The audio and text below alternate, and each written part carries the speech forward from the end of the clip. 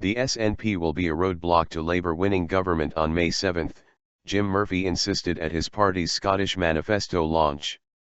The Scottish leader also said now was not the time to gamble on the messy outcomes of a hung parliament.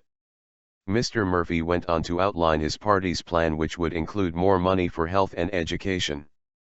The manifesto launch came as Scotland's other main parties continued campaigning ahead of next month's poll. The SNP are not the proxy to a Labour government, they are the roadblock to a Labour government. Jim Murphy, Scottish Labour leader.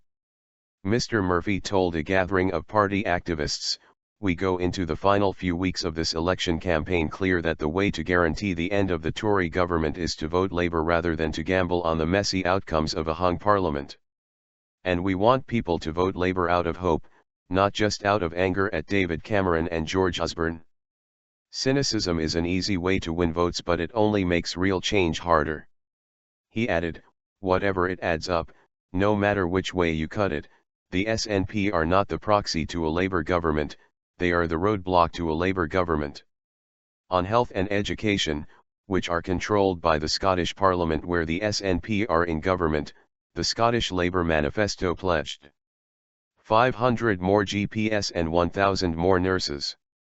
Setting up a £200 million mental health fund and a £200 million cancer fund as part of an extra £1 billion investment in Scotland's NHS. And setting up breakfast clubs in the primary schools that act as feeders to the 20 secondary schools serving the poorest children. The document also promised guarantees of a job or training for long-term unemployed Scots, no matter their age. Increasing the minimum wage to at least £8 an hour. Working toward a living wage. And abolishing exploitative zero-hours contracts. However, SNP leader Nicola Sturgeon said Labour's approach had imploded with Mr. Murphy and UK Labour leader, Ed Miliband, at odds about spending cuts.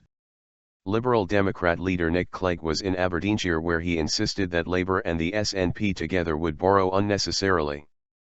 And during a campaign poster launch in Edinburgh, Scottish Conservatives Deputy Leader Jackson Carlaw said Mr. Miliband's absence from Scottish Labour's manifesto launch demonstrated that he had given up on the branch office. Voters throughout the UK go to the polls on May 7 to choose their next MP. Polling suggests the contest will be tight and current voting intentions indicate no one party will win an overall majority in the House of Commons.